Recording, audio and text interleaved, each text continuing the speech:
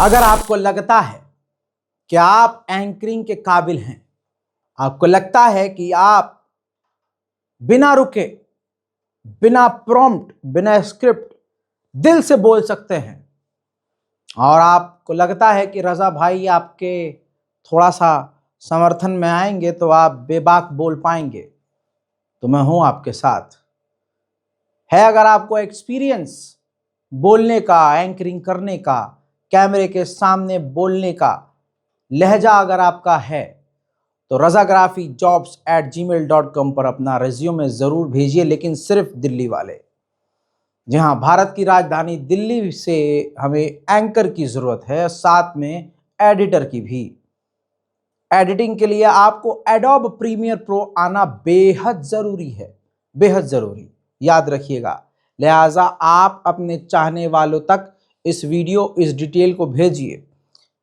आप में ऐसे बहुत लोग होंगे जिनके भाई बहन, कोई रिश्तेदार, कोई दोस्त, यार, जिनके बारे में आप ये जानते होंगे कि उसने एडिटिंग का कोर्स किया है, एडिटिंग में बड़ा अच्छा है, कंप्यूटर बहुत अच्छा है, वीएफएक्स अच्छा करता है, नौकरी की ज़रूरत है और ईमानदार बहुत है, और ईमानदार से ज़्यादा, पैसे से ज़्यादा उसे कौम के लिए, पैसा भी लेकिन कौम के लिए भी वो काम करना चाहता है।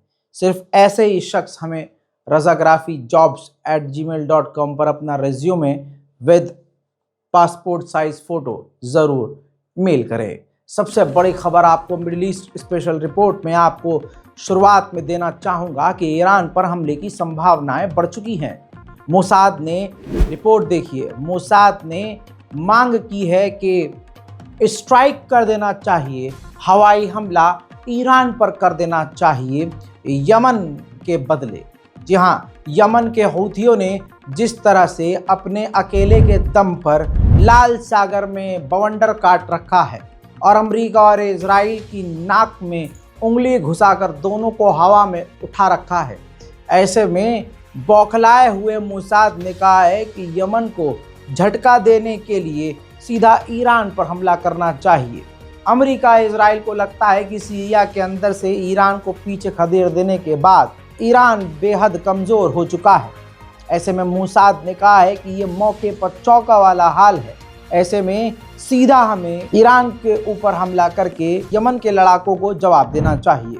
खबर ये आ रही है कि ईरान के सुप्रीम लीडर ने कहा है कि जो हम सपोर्ट पहले सीरिया के लड़ाकों को करते थे और हथियार उनको देते थे, अब वही हथियार, वही सपोर्ट सीरिया को न देकर यमन के हूथियों को हम देंगे और उन्हें दिया जाए।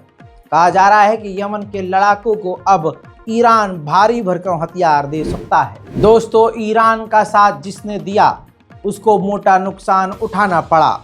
धीरे धीरे तमाम बड़ी ताकतों ने मिलकर उनका सर कुचल दिया, लेकिन अब इलाके में सिर्फ यमन के हूथीज बचे हैं जो अमेरिका और इजराइल को बराबर की टक्कर दे रहे हैं। अब खबर ये है कि अमेरिका इजराइल का प्लान आगे का ये है कि यमन के लड़ाकों के ऊपर अब बड़े हमले किए जाएं।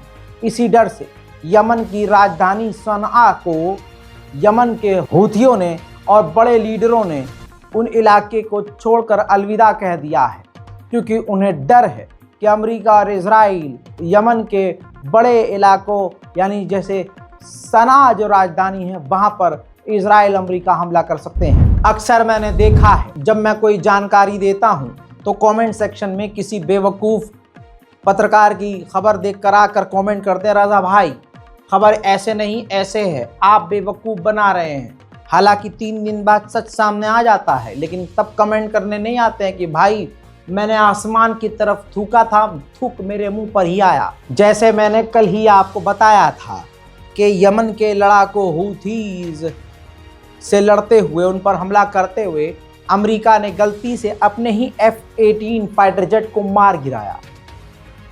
उस पर लोग कमेंट कर रहे थे, रज़ा भाई नहीं, गलत खबर है, हूथियों ने ही मार कर गिराया है। मुन्ना, हूथियों ने खुद एक्सेप्ट किया है। ये रिपोर्ट देख लीजिए अपनी स्क्रीन पर।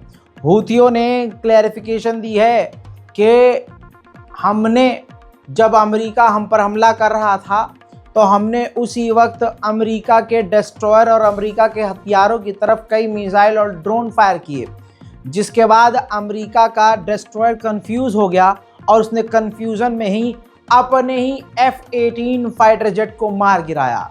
ये हूथीज खुद कह रहे हैं, लेकिन हूथीज के सपोर्टर भारत पाकिस्तान में बैठे हुए कह रहे हैं नहीं नहीं रजा भाई आप गलत। कंट्रोल उदय कंट्रोल। रजा भाई कभी ना गलत खबर दिए हैं, ना आज दे रहे हैं, ना अल्हम्दुलिल्लाह मुझे ज़रूरत है गलत खबर देने की। बस आजकल नए नए यूट्यूबर्स आ गए हैं, कोट पैंट टाई पहन के आपके सामने आ जाते हैं, आपको लगता है यार ये बंदा सच ही बोल रहा होगा, टाई लगा रखी। बहरहाल दोस्तों आगे बढ़ते हैं। याद होगा कि हिजबुल्लाह ने नेतन्याहू के घर पर सटीक ड्रोन हमला किया था, बिल्कुल निशाने पर। अब इजराइल ने 2 इजरायलियों को ही इजराइल से गिरफ्तार किया है, जिन्होंने हिजबुल्लाह को नेतन्याहू के घर की सही लोकेशन दी थी। अमेरिका और पूरी दुनिया जानती है, आप जानते हैं, हम जानते हैं कि सीज फायर का लेबनान में उल्लंघन इजराइल कर रहा है। यूएन भी बार बार कह रहा है कि इजराइल सीज फायर का उल्लंघन कर रहा है। ऐसे में उल्टा इजराइल के विदेश मंत्री ये कह रहे हैं कि अगर हिजबुल्लाह ने सीज फायर का उल्लंघन किया और हम पर हमला किया तो हम लेबनान पर हमला कर देंगे। जबकि एक तरफा इजराइल अभी भी, जब ये आप वीडियो देख रहे हैं, लेबनान पर बमबारी कर रहा है इजराइल। वहीं लेबनान के बॉर्डर पर ताज़ा तरीन मंजर आपके सामने, लेबनान के बॉर्डर पर नेतन्याहू खुद पहुंचे थे और जो हिजबुल्लाह के हथियारों को जब्त किया गया है उनकी वो जांच कर रहे थे, उनको देख रहे थे। वहीं मेरे साथ ये तस्वीर देखिए, लेबनान से जो इजराइल का बॉर्डर मिलता है उस बॉर्डर की सफाई क्लीन अप कर रहे हैं, बमों को हटा रहे हैं, शेल को हटा रहे हैं, टुकड़ों को हटा रहे हैं। इजराइल की सेना जो है इस वक्त सफाई अभियान शुरू कर चुकी है ताकि बॉर्डर बिल्कुल क्लीन रहे और लेबनान की तरफ से कोई भी इस तरह की चीज़ ज़मीन पर अगर नज़र आए तो उसको पहचाने कि कहीं ऐसा ना हो कि ये बम हो। वहीं मेरे दोस्तों, लेबनान के अंदर एक फ़िलिस्तीनी कैंप था, फ़िलिस्तीनी लड़ाकुओं का कैंप था, जो उसके अंदर फ़िलिस्तीन के जो लोग थे जो फ़िलिस्तीन के लिए लड़ रहे थे और जो बैतुल मुक़द्दस के लिए लड़ते हुए इजराइल पर हमला करते थे और उसी जगह पर लेबनान में ट्रेनिंग लेते थे। तो लेबनान की ऑफिशियल फ़ौजियों ने, ऑफिशियल मिलिट्री ने उस इलाके को खाली कराकर उस पर कब्ज़ा कर लिया है।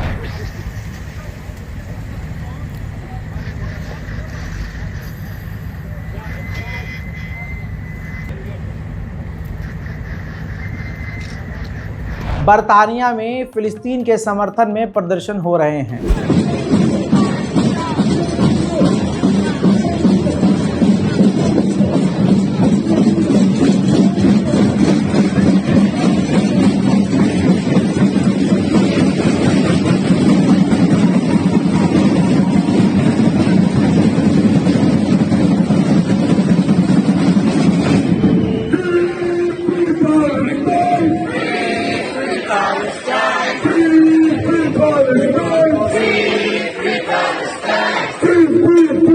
तमाम पाबंदियों के बावजूद अमेरिका में भी फ़िलिस्तीन के समर्थन में प्रदर्शन है।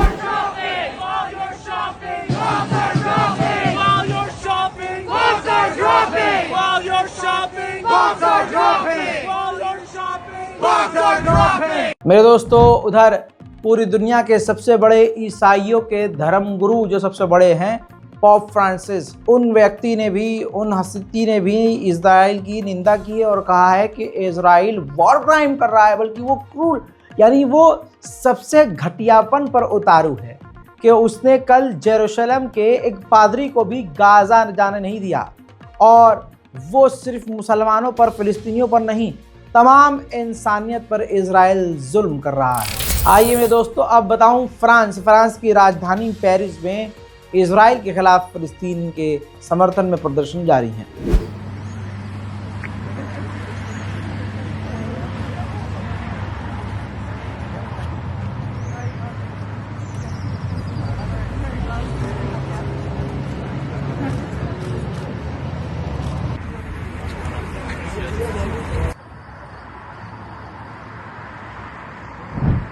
दोस्तों, चिली के राष्ट्रपति अपने ही देश में क्रिसमस सेलिब्रेशन में शामिल हुए और वो क्रिसमस सेलिब्रेशन फ़िलिस्तीनी आवाम मना रही थी और उन्होंने वहां पर फिलिस्तीन का सपोर्ट भी किया। चिली पहले से ही फिलिस्तीन के सपोर्ट में है। Y lo que está haciendo de manera indubitable el gobierno del señor Netanyahu, como bien dijo Maris Camis, criminal de guerra, es en contra de la humanidad. Son crímenes en contra de la humanidad. Y no podemos ser diferentes a aquello. Pero por sobre todo este árbol, que hoy se enciende frente a usted y frente a todos órganos. अब दोस्तों आप समझ लीजिए कि America की असलियत क्या है। ये कितना भी जुल्म कर लें, ये एक न एक दिन औंधे मुंह गिरेंगे। हजरात मोहतरम, अमेरिका की इंटेलिजेंस ऑफिसर, अमेरिका की सेना की एक टुकड़ी की सीनियर जो जासूसी कमांड है, उसकी हेड उन्होंने रिजाइन कर दिया, इस्तीफा दे दिया और चीख चीख कर कहा कि मैं 1 साल से देख रही हूं कि गाजा के बच्चे जल रहे हैं, जिंदा जल रहे हैं, मर रहे हैं, उन्हें मारा जा रहा है, लेकिन हमारे देश यानी अमेरिकी सरकार को सिर्फ इजराइल की चिंता है, इंसानियत की नहीं। मैं ऊब चुकी हूं, मैं थक चुकी हूं और मैं थूकती हूं ऐसी नौकरी पर। For 1 year, I have watched Israel burn children alive. You don't care about veterans. You don't care about American values. You are destroying this country. Shame on all of you. May God give you the moral courage. May God give you the moral courage to do the right thing. May God give you your hearts. Please. Shame on you. We need veterans from California all the way to New York to stand against what we are witnessing right now. Your voice is so powerful. उम्मीद करता हूं दोस्तों इस video को share आप जरूर करेंगे। उधर मेरे दोस्तों नॉर्वे में भी फिलिस्तीन के समर्थन में नॉर्वे की आवाम सड़कों पर है।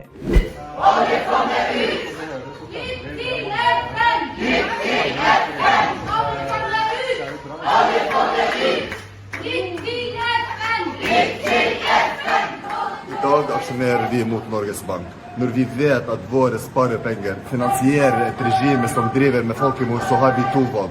Enten å akseptere det og være medskyldige, eller å stå opp mot det.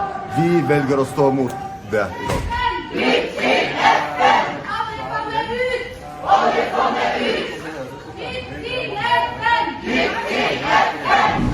उधर जॉर्डन की सरकार तो भले ही गद्दार हो, लेकिन जॉर्डन के लोग सड़कों पर फिलिस्तीन के लिए उतरे हुए हैं।